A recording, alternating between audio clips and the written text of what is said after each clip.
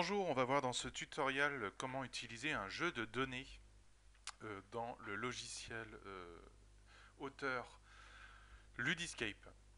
Alors pour faire un jeu de données, un jeu de données c'est quoi? C'est une mini base de données. On va pouvoir créer des mini bases de données dans notre contenu e-learning pour faire varier des positions, faire varier des textes, faire varier des images, de façon à ce que notre contenu pédagogique n'est pas la même exécution à chaque fois qu'on le lance.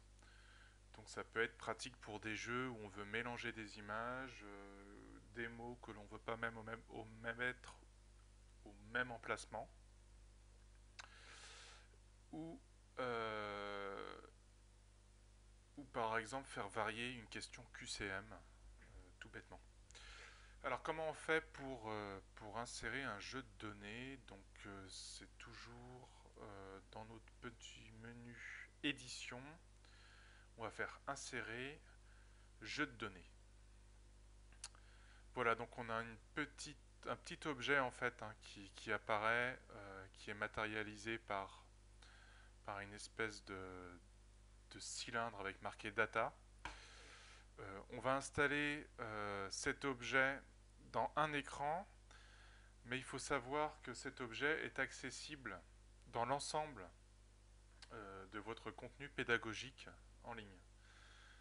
Donc c'est important de comprendre ça parce que si vous dupliquez votre base de données, vous dupliquez le jeu de données. Donc il faut bien qu'il soit présent que dans un seul écran. Sachant que vous pouvez très bien avoir plusieurs jeux de données.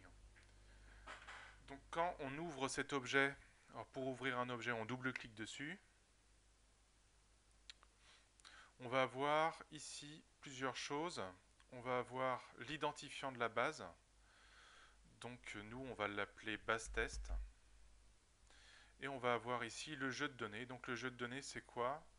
C'est plusieurs lignes avec plusieurs colonnes, comme ça va être un mini tableau Excel qui va être embarqué dans votre contenu. Excusez-moi. Donc,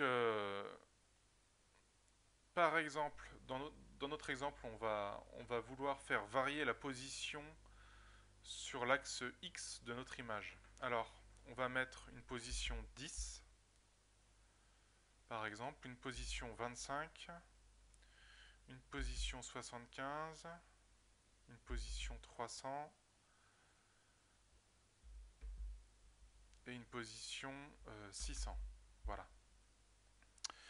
Donc là, qu'est-ce qu'on a fait? On a saisi des valeurs. Donc ces valeurs, quand je vais lancer ma présentation, elle va être tirée aléatoirement. Elle va tirer notre projet Ludiscape va tirer au hasard l'une des 5 lignes que je viens de saisir. Et on va avoir accès donc, on va pouvoir affecter les données A, B, C, D, E, F, G, H à l'un des paramètres des objets. Donc, pour faire un exemple tout de suite, dès l'instant où on a une base de données qui a été intégrée, donc on va avoir un nouveau menu sur les objets qui apparaît. Ce nouveau menu, vous y avez accès en faisant un clic droit, lier le contenu à des données. Donc ici, on peut voir plusieurs choses.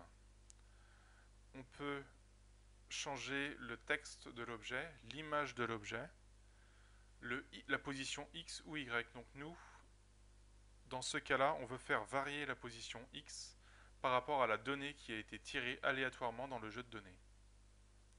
Donc en X, je vais choisir comme référence la base de test et la colonne A. Et j'enregistre. Dès l'instant où vous avez fait ça, vous avez un petit icône qui apparaît comme quoi l'objet est lié à une donnée. Donc qu'est-ce qui va se passer quand, je vais lancer mon contenu?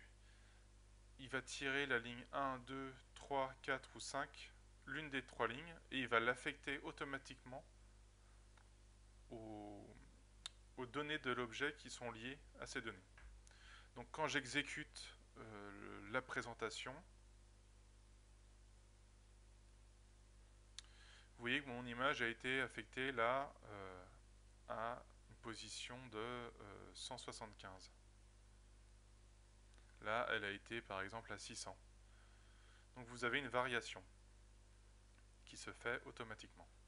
Donc après, à vous de rajouter autant de lignes que vous voulez de variations. Plus il y a de lignes, plus vous aurez de variations. Donc vous allez voir, c'est quelque chose qui est utilisé par exemple dans les memories, pour mélanger les cartes d'un memory sur des applications par exemple pour apprentissage de langue ou les orthophonistes. Vous pouvez aussi faire varier les questions et les QCM, mais ça on le verra dans une autre partie. Là c'était vraiment une introduction au jeu de données, comment on intègre un jeu de données. Vous pouvez commencer à jouer avec, faire des tests sur un projet vide pour vous entraîner. Si vous avez des commentaires ou des questions, n'hésitez pas à les poser dessous la vidéo. Je serai ravi d'y répondre. A bientôt pour un nouveau tutoriel.